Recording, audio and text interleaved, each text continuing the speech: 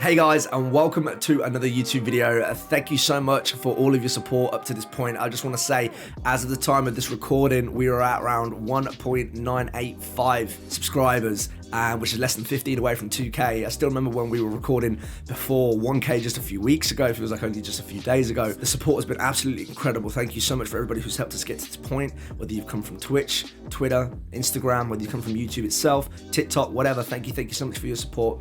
2K is just around the corner, and I'm sure by the time you guys actually see this video, we should be on 2,000 subscribers. So thank you so much. I appreciate you, and thank you for all of your support. Now, today we're going to be having a little bit more of an informal conversation. This isn't going to be so much in terms of like class guides or snapshot. This is going to be talking about Call of Duty streaming in 2020 and talking about different bits and pieces around it. I get asked a lot of different questions in stream in terms of Stallion. What does it take to stream this game? Should I become a COD streamer? I'm thinking about streaming Call of Duty. I already stream Call of Duty, but I need some tips. How do you grow as a content creator? We're going to be trying to push into that and answer quite a lot of them questions today in as much detail as I can possibly offer. And also tell you guys a little bit about how I moved away from variety streaming into one game streaming, in that Call of Duty is the first game and franchise that I became a one game streamer on. I no longer do variety. I do occasional charity streams, occasional horror streams for giveaway stuff. Apart from that, it's all COD content, and my focus is known. I know exactly what I'm going to be making content on and where my direction is going. All right, so we're going to be answering some key questions such as, should I stream Call of Duty in 2020? What does it take to stream Call of Duty in 2020? And how do I grow my channel as a COD creator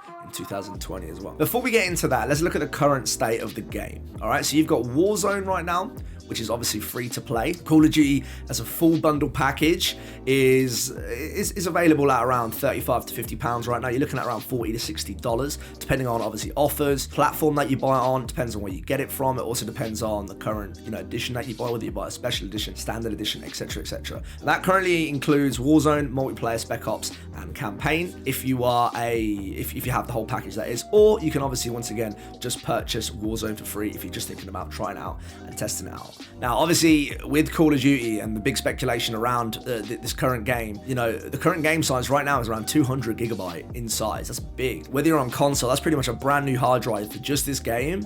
And even if you're on PC, you don't really want to be putting a 200 gigabyte size game that is very FPS driven and very you depend on your frames and in-game performance into a hard drive that's full of other games and could potentially be clogged, because you can get crashes, you can get issues in terms of your game taking a long time to load up, FPS drops, etc, etc. I've experienced all of this, and I want to try and give you guys some tips around that to help and improve your performance of your computers as well if you are on PC. We'll talk about that a little bit more later on. So let's look at the current state of the game of Call of Duty right now. If you're just getting back into the series, or you're somebody who's been around the series for a while and you play this game but you're thinking about streaming it as well, let's look at the current state of the game. All right, we moved away from the whole jetpacking and wall running, all that kind of exosuit stuff that was going on for the last couple of years. We've gone back to feet on the floor, which is how I prefer the game.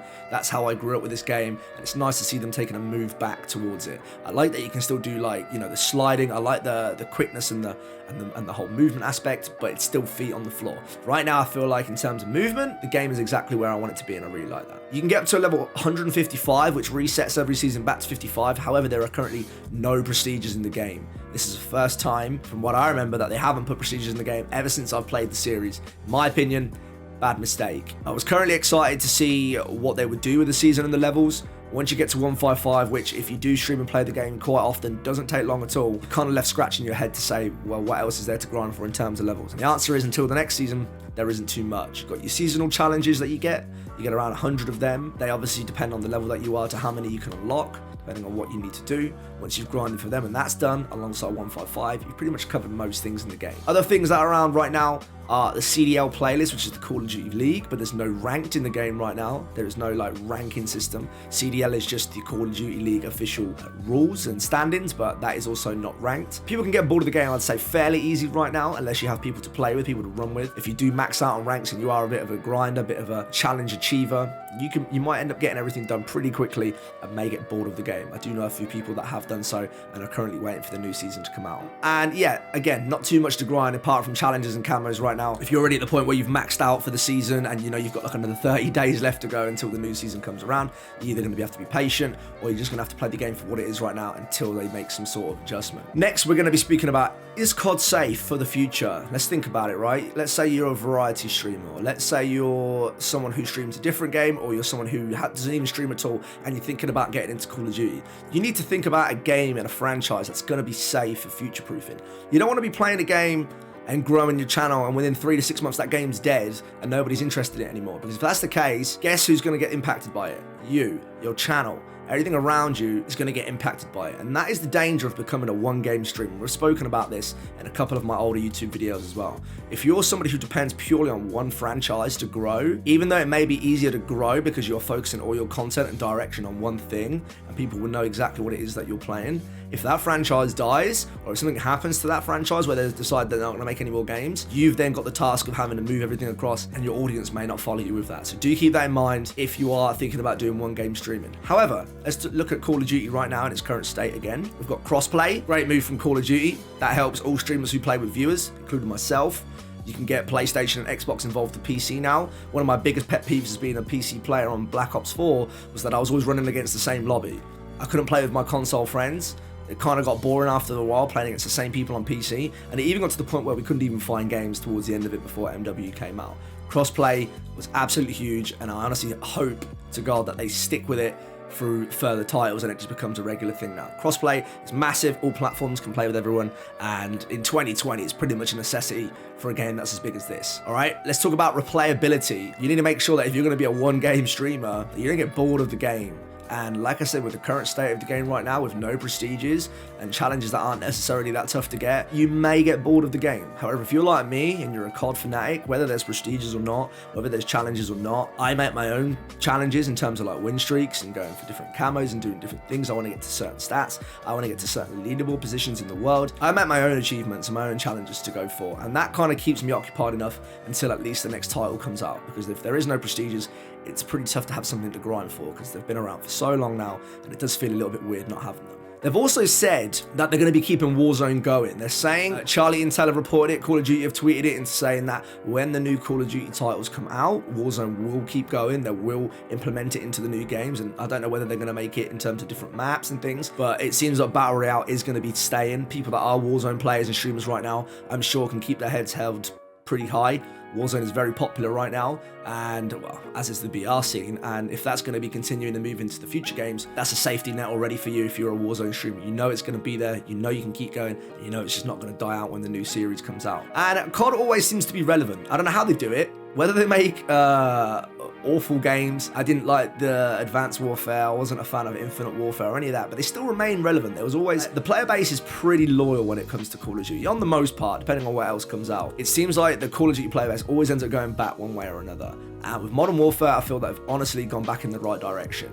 So no matter what happens, no matter how much I would say they drop the ball on a game, they always seem to retain at least quite a lot of their player base, and it's very rare where the game actually dies out. In terms of the end of Black Ops 4, as I said, on PC it was very dry, and I mean very dry. But right now, Modern Warfare, especially with crossplay, it's easy to find games, it's really good, you can play with anybody, and we're in probably the best state you can be in, especially if you're thinking about to move into PC right now. So let's move into talking about streaming Call of Duty. Console, alright, limited to 60 FPS and minimal FOV, slow around feel. However, if you do have a capture card, or you do stream from the console itself, you've pretty much got all the equipment you need straight away. All you'll need is, if you're using a capture card and you want to run your own overlays, is a laptop or a PC to run that. Doesn't take too much to do it. Pretty easy to set it up as well, and you can run it direct from the thing. You don't need to worry about buying upgrades for your PC. You don't need to worry about buying different bits and pieces. However, you're limited on the different things that you can have, increase in terms of frames, in terms of field of view, but that's your choice. It depends on your budget, it depends on your current situation, and you can always think about moving to PC in future if that's something that you want to consider.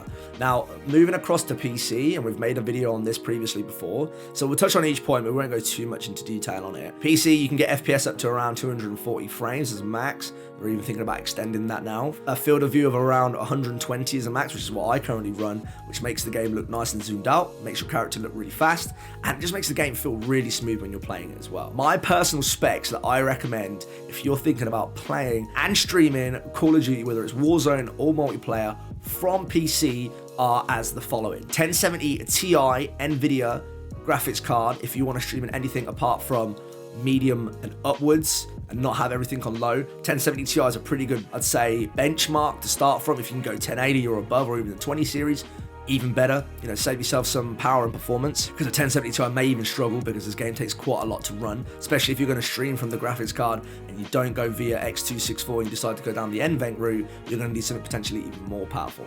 I'm currently running the 2070 Super and it's an absolute beast. I did upgrade from a 1070 Ti previously. I would, and as you guys know, I'm a big fan of Ryzen, aka AMD, which are Intel's competitors. Ryzen offer generally more cores and better multitasking when it comes to gaming. So if you're streaming and you're doing several things at once and you've got several tabs open, or you're reading chat and then you're streaming, you're gaming, you're going to probably want to go down the AMD/Ryzen route, because they've got better and more cores available and allow your computer to do multitasking without it freezing up or causing issues. I went from an i7 7700K to a Ryzen 7 3700X, and the difference is absolutely paramount. The Ryzen completes multitasking with no issues. Intel is still good for like single game gaming and focus, but if you're thinking about being a streamer or you want to go into streaming for PC, definitely consider having a look at AMD and Ryzen. They're also a cheaper option right now. So I'd say if you're in my position, or let's put myself in your position and you're thinking about getting into it, let's go with a high-end Ryzen 5 or a low-end Ryzen 7 if you can afford it. And make sure you get a motherboard that can equip that as well. If you already got a PC and you've got an Intel CPU on there, you're going to need a different motherboard, because their motherboards are not compatible with AMD, so do keep that in mind as well. You're going to want around 16 gigabyte of RAM to be safe. 8 gigabyte is not enough, I would say, anymore to be able to run and stream the top games. 16 gig to be safe. If you can afford it for extra leeway, you get 32. And you want to probably have it clocked at around 3000 megahertz or higher, again, to be safe and to keep up with the latest speeds. Corsair are good brands. To be honest, I've only ever gone with Corsair when it comes to when it comes to RAM. They've never caused me any issues and they've always been perfect. You also, as we spoke about at the start of the video, want to try and avoid putting Call of Duty on a hard drive with the rest of your games, especially if it's full, because it will cause loading and deloading issues. It may cause FPS and lag in game. Think about getting an SSD, which is a solid state drive. You can get one from Samsung, or you can go with an M2 drive if your computer allows for it, and that's like a little chip that has the quickest and probably most reliable loading up, deloading speeds. I have mine on an M2 drive, 500 gig, and it's just absolutely incredible. The game instantly loads, instantly closes. If there's ever any FPS drops or issues, that's server side, not on my side, and it just made my experience a whole lot better than having it on the hard drive where it used to crash all the time. Power supply, if you're going to go with what I've said already, you're going to want around a 650 or higher to keep everything kind of safe and to a certain level. Anything lower than a 650 may cause your power supply to cut out. I would say 650 is a good benchmark to have. And if you're thinking about having some sort of streaming software, OBS Studio, just the vanilla application, don't go with Streamlabs. I hear about OBS Live and a few other things. OBS Studio is the basic one. It is vanilla. They don't have any add-ons. Nothing's going to cause extra CPU usage like Streamlabs, OBS will, or any of that stuff. This makes sure that all the focus is more onto your games, and that OBS Studio takes the bare minimum of what it needs to stream live, and it does the job just as good as anything else. Let's move into the next section. How do I grow as a COD streamer in 2020 and beyond? Now, I'm not saying I have the magic formula, but from somebody who, when I started streaming Call of Duty in, let's say, November 2019, when Modern Warfare dropped, to where we currently are right now in May 2020, I've gone from being an average of 80 to 90 to averaging over 200 viewers per stream. Now, that's through various things in terms of people getting to know my channel through drops, social media, other bits and pieces, and we'll be explaining a lot more about that in this section. So first, you should establish yourself in terms of what kind of COD streamer are you going to be. Are you going to be mixed? Are you going to be looking at absolutely everything? Or are you going to have a set focus like me? I have my set focus on multiplayer, community game streaming, and also doing streaks like win streaks and challenges with my community. Everything I do in my channel is very community focused. We have an essence on multiplayer. I don't play Warzone on stream. If I do, it's off stream. And when people come into my channel, they know what to expect. High energy, they expect, or will see, ideally good gameplay if I'm playing well on the day, and win streaks and other challenges that we're doing together as a community and as a family. So you have to ask yourself, what am I going to do? And different options could be pub streamer, and what I mean by pubs is public games, somebody who does pub stomping similar to what I do. You could be a Warzone streamer, which is very popular right now, so which is a little bit more, I would say, saturated and maybe harder for you to get your name out there. You could do scrims, so let's say if you play competitively or you want to get involved in game battles, you could focus on doing scrims and make it really competitive in your style of play. CDL, which again is similar to scrimming or focusing on more of the competitive side of things, you'll be playing the Call of Duty League playlist, and you just get involved in, potentially other competitive viewer-based stuff as well. Once again, you could do mixed, but then I guess it would be harder to focus on one particular section. Asking yourself the whole time, is there a gap in the market? Now, the reason I would say, or one of the reasons I would say that I'm doing particularly well right now is because a lot of the streamers, if you go on the Call of Duty playlist in May 2020, are streaming Warzone. And Warzone's very popular, and for good reason, it's good. And because I'm streaming multiplayer and I hold a decent amount of viewers, I'm one of the only streamers, at least from what I know, that streams and runs multiplayer. I have no end of viewers that come in that say, hey bro, finally I found somebody who's not playing Warzone, or I've been looking for somebody who plays multiplayer for a while, or thank God this guy's not playing Warzone. And I do it because that's what I enjoy. I don't want to be just jumping on the train of Warzone if I don't particularly enjoy it. I find multiplayer to be way more fun. That's my gap in the market, and I run with it, and it's helped me grow a lot. And I mean a hell of a lot. I've come a long way in the last 5 or 6 months or so, and that's because I stuck to my niche and stuck to my gap in the market. You also have to be asking yourself, if you're already a streamer, or if you think about getting into streaming, are you just streaming a Twitch and Mixer, or are you using your socials around you and utilizing them? I literally, shit you not, and excuse my French, TikTok has changed my life in terms of growth on socials. My YouTube has over doubled in subs. This is in a 2 to 4 week span, by the way. YouTube has over doubled in subs, so I'm nearly at 2K now. Instagram has gone up by about 400 to 500 followers in the last few weeks. Even my Twitter is growing, and I'm using it less now than I've ever done before. TikTok itself went from less than 100 followers to almost 10K in less than a month, and around 1.5 million channel views on my videos, and that's from posting 2 to 3 times a day. And also my Discord has grown. I'm over 2,000 members in my Discord now. Are you utilizing that? Are you pushing that as well? And that includes the use of YouTube here and now as well. Are you recording videos? Are you getting yourself consistent out there? And are you making content that people want to see? You may sit there and think, I like my content, but how do your viewers find it? How do other people find it? Is it engaging? Is it going to be holding and retaining viewers that are there to come? Okay. And going off that, you have to ask yourself, are you recycling your content? If you're somebody who sits there and streams for anything from like 3 to 8 hours a day, maybe even a little bit less, maybe even a bit more, what are you doing with that content? I guarantee you're making memorable moments. You're getting clips. You're doing things like making some really good plays, or especially with Call of Duty, you can make some really good plays. And a lot of creators don't capitalize on that. They don't clip their stuff. Get yourself a Stream Deck. A Stream Deck from Elgato is amazing. They have literally a clip button on it. Just click that button. As soon as something good happens, click it. You've got it clipped. Go back to your Twitch content page, and then just download and then clip or edit the clip itself, and then you've got it there, ready to go, ready to post that on other social media. Streaming alone on Twitch/Mixer is not going to be enough for you to grow into being some sort of streamer, unless you're literally winning tournaments and beating the best people in the game. And even then, I'm sure you'll be out on social media and other people will know who you are. So utilize other things. You've got Twitter, you've got YouTube, which is huge, arguably more huge than Twitch. Get some content out on there. Stream consistently on Twitch or Mixer or whatever it is that you're going to be streaming on. Think about Discord. Create your own server. Make it tailored to how you stream. And think about starting and trying to get some people in there. Are you utilizing Instagram? Instagram is absolutely massive. Great for uploading clips and photos as well. And then you've got the beast that is TikTok right now. And so many creators and people just in general using TikTok on a daily basis. You can't ignore it. It doesn't have to be just cringy stuff, which is why I ignored it for so long. Just post your COD stuff out on there, get your clips out there, and just get yourself known. And also, don't be shy to get to know some other creators in the same category as you. Go visit some other people's streams, see what everyone else is doing, and just get to meet some people. You never know who you might end up making friends with. Right now, COD, I would say, is a very intensive game to stream in terms of specs, and in terms of if you're playing at a competitive or a high level, or somebody who has a lot of people in your chat, it can become very overwhelming and exhausting, especially if you put a lot of hours into it. I find myself almost exhausted after around a 7 to 8 hour stream, constantly playing pubs at, I'd say, a fairly fast pace, and also trying to maintain and be super interactive with the chat as well.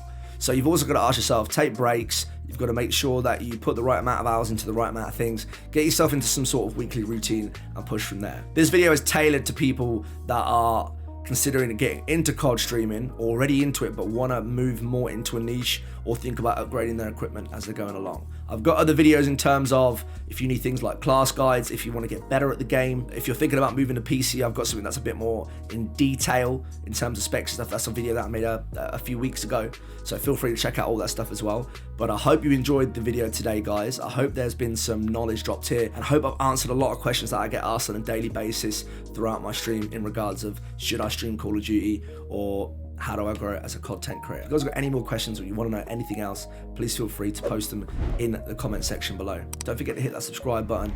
Thank you for your support, and I look forward to seeing you on the next one. Take care.